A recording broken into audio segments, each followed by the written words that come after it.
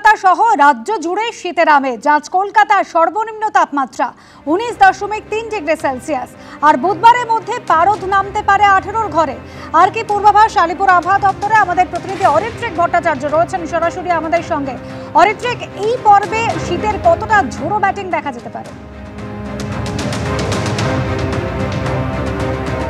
দেখো, প্রথমেই তোমাকে বলে রাখি যে এখনো কিন্তু শীতের যে ইনিংস সেটা সেই অর্থে শুরুর সময় কিন্তু খুব একটা হয়নি, কারণ নভেম্বরের 10 তারিখ সবে গতকালকে যেটা দেখা গেছিল কলকাতার তাপমাত্রা প্রথমবার 20 ডিগ্রির নিচে নেমেছে। আজকেও সেটা অব্যাহত রয়েছে 19.3 ডিগ্রি সেলসিয়াস। এবং যেটা বলা হচ্ছে যে এই পরিস্থিতি অন্তত এই সপ্তাহান্ত পর্যন্ত, শনিবার পর্যন্ত বজায় থাকতে পারে। এমনকি আগামী দুদিনে তাপমাত্রা আরও কিছুটা নেমে 18 ঘরে চলে আসতে পারে কলকাতার সর্বনিম্ন তাপমাত্রা। যদি একটু জেলার দিকে যাই তাহলে পশ্চিমের দিকের জেলাগুলো যেটা দেখা যাচ্ছে কিছু কিছু জায়গায় তাপমাত্রা 15-র নিচে নেমে এসছে, কিছু জায়গায় 15 বা 7 থেকে সামান্য বেশি রয়েছে। সেই তাপমাত্রাও নেমে 12-13 ঘরে নেমে আসতে পারে আগামী দুদিনের মধ্যে, এমনটাই পূর্বাভাস। মূল যে কারণ আমাদের এখানে শীত আসে উত্তর পশ্চিম হাওয়া বওয়া শুরু করলে, সেই উত্তর পশ্চিম হাওয়া যে বইছে তার পথ এই মুহূর্তে একেবারে অবারিত, খুব একটা জলীয় বাষ্প নেই, আকাশ পরিষ্কার, তার ফলে তাপমাত্রা নামছে। বিশেষ করে ভোরের দিকটা বা রাতের দিকটা যথেষ্ট ঠান্ডা অনুভব করছেন এই মুহূর্তে দক্ষিণবঙ্গের মানুষজন। উত্তরবঙ্গের তাপমাত্রা একইভাবে পড়েছে, বরং বলা চলে যে পশ্চিমের দিকের জেলাগুলো বা তার পাশের যে রাজ্যগুলো রয়েছে ঝাড়খণ্ড, মধ্যপ্রদেশ, এই সব জায়গায় কিন্তু এই রাজ্যগুলোতে এমনকি শৈত্যপ্রবাহের সতর্কতাও দেওয়া হয়েছে। সার্বিকভাবে এই পরিস্থিতি বুধবার অবধি তাপমাত্রার যে অধোগতি সেটা বজায় থাকবে, তারপরেও সেই অধোগতির তাপমাত্রা কিছুটা নির্দিষ্ট জায়গায় থাকবে এবং তার ফলে শনিবার অবধি এরকমই 20-র নিচে তাপমাত্রা, সর্বনিম্ন তাপমাত্রা থাকার জোরালো সম্ভাবনা রয়েছে কলকাতায়, এবং 15 থেকে 14 বা কখনো কখনো 13 ডিগ্রির আশেপাশে থাকার সম্ভাবনা রয়েছে পশ্চিমের জেলাগুলোতে। তারপরে পট পরিবর্তন হতেও পারে, নাও হতে পারে, সেই দিকটা আলিপুর আবহাওয়া দপ্তর থেকে নজর রাখা হচ্ছে। কিন্তু চলতি সপ্তাহে যে পূর্বাভাস তাতে এই যে শীতের আমেজ যেটা গত কয়েকদিন ধরে শুরু হয়েছে, গতকাল থেকে কিছুটা আরও স্পষ্ট হয়েছে, সেটা বজায় থাকবে এমনটাই মনে করছে আলিপুর আবহাওয়া দপ্তর।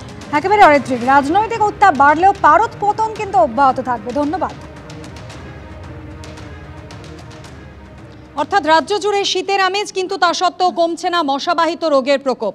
রাজ্য জুড়ে ডেঙ্গি উদ্বেগ, আর তার মধ্যেই এবার প্লেটলেটের আকাল।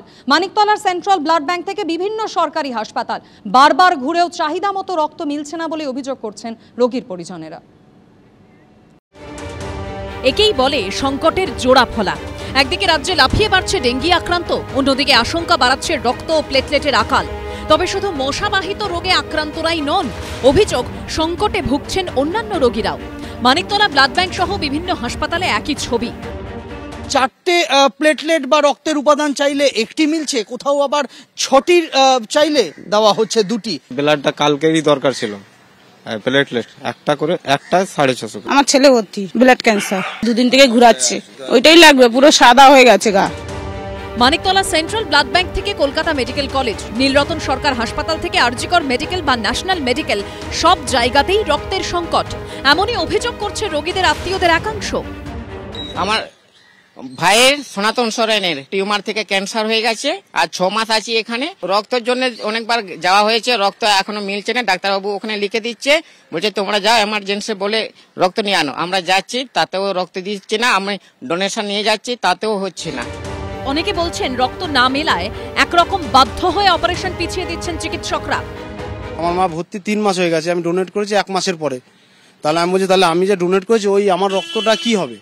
ওরা বলছে তাহলে তোমার রক্তটা কি হবে, ওই রক্তর মেয়াদ শেষ হয়ে গেছে। বলছে তুমি যদি রক্ত লাগে কালকে আবার ডোনার নিয়ে আসবা, ডোনার নিয়ে এসে ডোনার দেবেন, তারপরে রক্ত। ডাক্তারবাবুর কাছে গিয়ে বলছি, ডাক্তারবাবু বলছে আমি বলে দিয়েছি তুমি কার্ড নিয়ে চলে যাও, রক্ত পেয়ে যাবা। এখানে আসছি, বলছে আমরা কোনো ডাক্তারের কথা শুনবো না, ডাক্তার এসে রক্ত দিচ্ছে। এবার কালকে অপারেশন হয়, বলছে কালকে যদি না হয়, এই নিয়ে আমার 5 বার আর কি ক্যান্সেল হলো। সরকারি ব্লাড ব্যাংক থেকে রক্ত না মেলায় অনেককেই বাইরে থেকে চড়া দামে কিনতে হচ্ছে রক্ত বা প্লেটলেট। 12,000 টাকা নিল প্লেটলেট, সাদা রক্ত 12,000 টাকা নিল। এখান থেকে আমাকে ডাইরেক্টলি আপনার পাঠিয়েছিল কালীঘাটে, ওইখান থেকে ব্লাডটা কিনে নিয়ে আসছি। একটাই নিয়ে আসছি, এখন 1600 টাকা।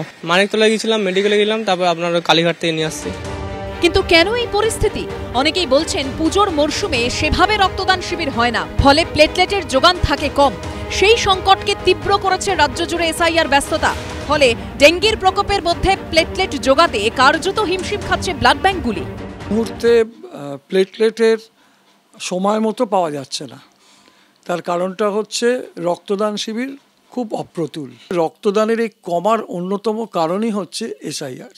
যারা দাতা তাদের মধ্যে সকলেই এখন এই রকম একটা প্রভাবে ব্যস্ত হয়ে পড়েছে। অনেক ব্লাড ব্যাংক বলছে রোববারে যেখানে আমাদের 10টা করে ক্যাম্প হয় সেখানে 2টো ক্যাম্প হয়। সাম্প্রতিক রক্তদান শিবিরের পরিসংখ্যানেও স্পষ্ট সংকটজনক পরিস্থিতি। সূত্রের খবর, রবিবার কলকাতা মেডিকেল কলেজের ব্লাড ব্যাংকের টিম ডাক পেয়েছে মাত্র একটি ক্যাম্প থেকে। একটিও রক্তদান শিবিরের সন্ধান পায়নি ন্যাশনাল মেডিকেল কলেজ।